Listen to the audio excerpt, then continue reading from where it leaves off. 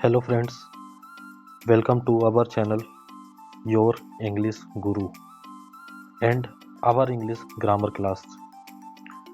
तो आज हम सीखेंगे वर्ब, क्रिया, इसकी डेफिनेशंस, टाइप्स, ये कितने प्रकार के होते हैं, रूल्स, इसके नियम और एग्जाम्पल्स। वर्ब इंग्लिश ग्रामर का एक सबसे इम्पॉर्टेंट पार्ट है, क्योंकि बिना वर्ब के कोई भी सेंटेंस कंप्लीट नहीं होता है। तो चलिए देरी न करते हुए शुरू करते हैं वर्ब की कंप्लीट क्लास। तो पहले इसकी डेफिनेशन को समझते हैं। A verb is a word that shows an action और अ स्टेट ऑफ बीइंग। यानी कि वर्ब वह शब्द है जो किसी काम, एक्शन या स्थिति, स्टेट, स्थिति यानी स्टेट को बताता है, उसे हम क्या कहते हैं, वर्ब कहते हैं। वह हमारा होता है वर्ब। अब इसके कुछ एग्जांपल लेकर के हम और अच्छे तरीके से समझते हैं। अब देखिए एग्जांपल, शी रन्स फास्ट, वह तेज दौड़ती है। अब यहाँ पे वह क्या काम कर रही है, दौड़ने का काम कर रही है। तो यहाँ पर एक्शन बता रहा है कि उसका क्या एक्शन है, वह दौड़ रही है। बट यहाँ सेकंड एग्जांपल पर देखिए, ही इज हैप्पी, वह खुश है। यहाँ पर वह उसकी स्टेट को बताया जा रहा है ना। उसका कोई एक्शन नहीं है, उसका वह कुछ कर नहीं रहा है, लेकिन उसकी स्टेट क्या है, वह खुश है। यहाँ पर उसकी स्टेट को दर्शाया जा रहा है। अब आगे बढ़ते हैं और जानते हैं टाइप्स ऑफ वर्ब। वर्ब के प्रकार जानते हैं। हमारी वर्ब जो होती है वह टोटल 6 प्रकार की होती है। तो बढ़ते हैं पहले नंबर की तरफ। पहले हमारे नंबर पर आती है, पहले नंबर पर आती है हमारी मेन वर्ब, जिसे हम एक्शन वर्ब भी कहते हैं और स्टेट वर्ब भी कहते हैं। अब इसकी डेफिनेशन के साथ एग्जांपल्स को भी लेकर के समझते हैं तो ज़्यादा अच्छे से समझ में आएगा। अब देखिए एक्शन वर्ब को। एक्शन वर्ब क्या करती है, जो कि हमें एक्शन शो करती है, जैसे कि रन दौड़ना, ईट यानी खाना, प्ले यानी खेलना। यह होती है हमारी एक्शन वर्ब। स्टेट वर्ब हमारी क्या शो करती है, उसकी कंडीशंस को शो करती है, बीइंग को शो करती है, जैसे इज, सीम, अपीयर। अब एग्जांपल्स के साथ हम इसको और अच्छे से क्लियर करते हैं। द बॉयज रन्स, तो ये हमारी एक्शन वर्ब है। रन्स, ये देखिए एक्शन वर्ब में आ गया रन्स। वह लड़का दौड़ता है, तो लड़का क्या काम कर रहा है, दौड़ने का काम कर रहा है। बट ये सेकंड में देखिए, ये हमारी स्टेट वर्ब है। सी इज अ टीचर, वह एक अध्यापिका है। इस पे उसकी स्टेट को बताया जा रहा है कि वह क्या है, एक अध्यापिका है। उसकी स्टेट को दर्शाया जा रहा है, जबकि वह कोई एक्शन नहीं कर रही है। तो ये थी हमारी स्टेट वर्ब। और लड़का दौड़ता है, वह थी हमारी एक्शन वर्ब। तो एक्शन वर्ब और स्टेट वर्ब आप अच्छे तरीके से समझ चुके हैं। अब आगे बढ़ते हैं। नंबर 2 पर आती है हमारी हेल्पिंग वर्ब, जिसे हम ऑक्सिलरी वर्ब भी कहते हैं। तो इसे हम समझते हैं कि हमारी हेल्पिंग वर्ब कौन कौन सी होती है, और इसे हम ऑक्सिलरी वर्ब भी कहते हैं। तो अब देखिए, ये होती है हमारी हेल्पिंग वर्ब, ऑक्सिलरी वर्ब। ये क्या होती है, ये हमारी मेन वर्ब की मदद करती है। अब इसमें देखिए कॉमन हेल्पिंग वर्ब, ये हमारी कॉमन हेल्पिंग वर्ब है, जो कि मोस्टली यूज होती है और मेन वर्ब की मदद करती है। Is, am, are, was, were, have, has, had. फिर है डू, डज, डिड। फिर है विल, सेल। एक बार फिर से समझिएगा, ये होती है हमारी हेल्पिंग वर्ब और ये हमारी मेन वर्ब की मदद करती है, और ये हमारी सबसे कॉमन हेल्पिंग वर्ब है। Is, am, are, was, were, has, have, had, do, does, did, will और सेल। इसे आपको याद करना पड़ेगा, इसके अलावा कोई ऑप्शन नहीं है, तो इसे याद कर लीजिएगा। तो हम आगे बढ़ेंगे धीरे धीरे हम अगली क्लास पे चल रहे हैं और धीरे धीरे ही हम आगे बढ़ रहे हैं। तो आप इसको याद करते चलिएगा, तभी हम फिर जो मेन कोर्स पहुंचेंगे ग्रामर पर, तो उसमें हमें ये सब चीज़ की ज़रूरत पड़ेगी, काफ़ी ज़्यादा ज़रूरत पड़ेगी हमको ग्रामर में, क्योंकि ग्रामर का टॉपिक काफ़ी बड़ा होगा तो उसको मैं अलग से लाऊंगा। अभी हम फिलहाल नॉर्मल सेंटेंस की तरफ चल रहे हैं, तो आप इसको ज़रूर से याद कर लीजिए। चलिए आगे बढ़ते हैं। अब समझते हैं हेल्पिंग वर्ब का एग्जाम्पल के साथ। अब देखिए, वह गा रही है, सी इज सिंगिंग। यहाँ पे हमारा क्या हेल्पिंग वर्ब में यूज हुआ, इज, ये हमारा हेल्पिंग वर्ब में यूज हुआ। अब दूसरा देखते हैं, मैंने अपना काम पूरा कर लिया है, I have completed my work. यहाँ पे हमारा हेल्पिंग वर्ब में क्या यूज हुआ, हैव।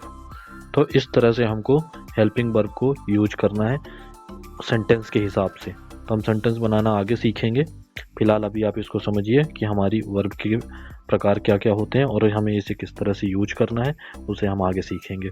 चलिए अब आगे बढ़ते हैं नंबर 3 की तरफ। नंबर 3 पर आती है हमारी ट्रांजैक्टिव वर्ब, सकर्मक क्रिया। अब इसकी डेफिनेशन समझते हैं और एग्जाम्पल के साथ समझते हैं। ट्रांजैक्टिव वर्ब हमारी वह वर्ब होती है जिसके बाद ऑब्जेक्ट की ज़रूरत होती ही है ना। वह वर्ब जिसके बाद ऑब्जेक्ट की ज़रूरत होती है उसे हम क्या कहते हैं, ट्रांजैक्टिव वर्ब। अब इसके एग्जाम्पल्स हम समझते हैं। वह एक किताब पढ़ती है, वह क्या काम करती है, पढ़ती है क्या, एक किताब। किताब क्या है, हमारा ऑब्जेक्ट है। सी रीड्स आ बुक, यहाँ पे रीड्स हो गया हमारा वर्ब और बुक है हमारा ऑब्जेक्ट। इसी तरह दूसरा एग्जाम्पल समझिए, वह क्रिकेट खेलता है, वह क्या करता है, क्रिकेट खेलता है। तो काम क्या कर रहा होगा, खेलने का, लेकिन क्या खेल रहा है, क्रिकेट। क्रिकेट हो गया हमारा ऑब्जेक्ट, ही प्लेस क्रिकेट, प्लेस हमारा हो गया मेन वर्ब। ठीक है, चलिए बढ़ते हैं नंबर 4 की तरफ। नंबर 4 पर आती है हमारी इंट्रांजिटिव वर्ब, अकर्मक क्रिया, जिसे हम हिंदी में कहते हैं। इसका मतलब यह होता है कि वह वर्ब जिसके लिए ऑब्जेक्ट की ज़रूरत नहीं होती उसे हम क्या कहते हैं, इंट्रांजिटिव वर्ब। वह हमारी कहलाती है इंट्रांजिटिव वर्ब, अकर्मक क्रिया, जिसके लिए ऑब्जेक्ट की ज़रूरत नहीं होती है। एग्जाम्पल में समझिए, वह सोती है, सी स्लिप्स, वह सोती है, इसमें कोई ऑब्जेक्ट नहीं है। ठीक है, इसके बाद है बच्चा रोता है, the baby cries, the baby cries, इसमें भी ऑब्जेक्ट नहीं है।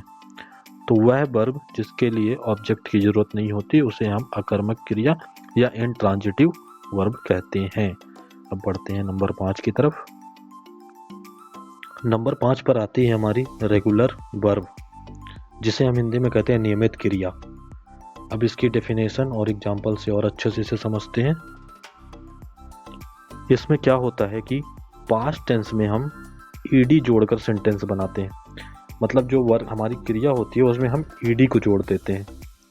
और ईडी जनरली हमारी क्या होती है, वर्ब की सेकंड फॉर्म होती है, ये भी आपको ध्यान रखना बहुत ज़रूरी है।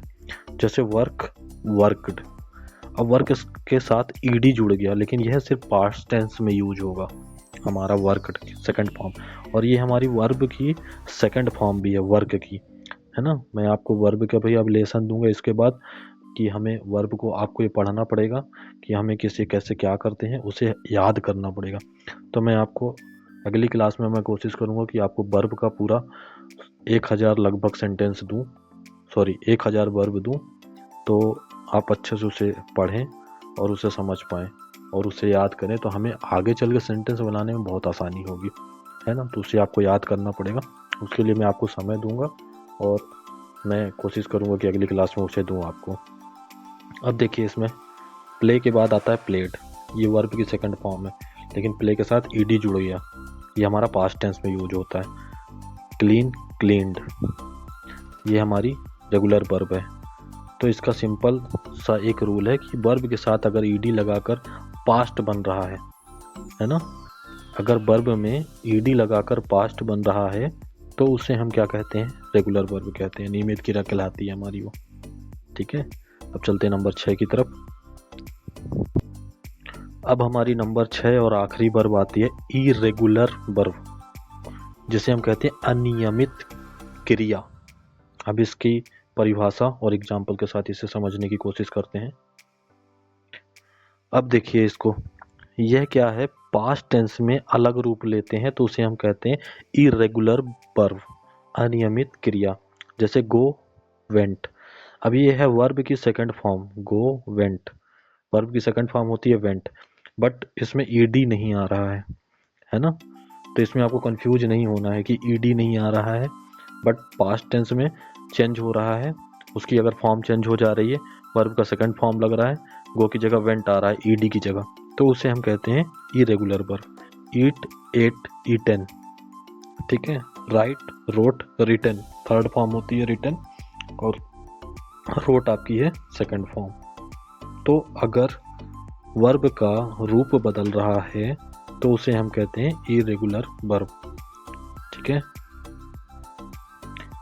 अभी थोड़ा सा आपको कन्फ्यूजन लग रहा होगा, लेकिन आने वाली क्लासेस जैसे जैसे हम धीरे धीरे आगे बढ़ेंगे तो आपको आसान लगने लगेगा, और उसका और आसान रूप में आपको लेकर के आऊँगा, क्योंकि अभी मैं आपको डिटेल में बता रहा हूँ इसलिए थोड़ा सा कन्फ्यूजन हो सकती है, लेकिन जब हम इसको धीरे धीरे आगे करके चलेंगे तो ये आपके लिए और आसान हो जाएगा, क्योंकि हम उस पर डायरेक्ट यूज करेंगे वर्ब की सेकंड फॉर्म का, है ना। तो इसमें ये सारी चीज़ों की ज़रूरत नहीं पड़ेगी, सीधे हम सेकंड फॉर्म थर्ड फॉर्म पे काम करेंगे तो वह आसान लगेगा आपको।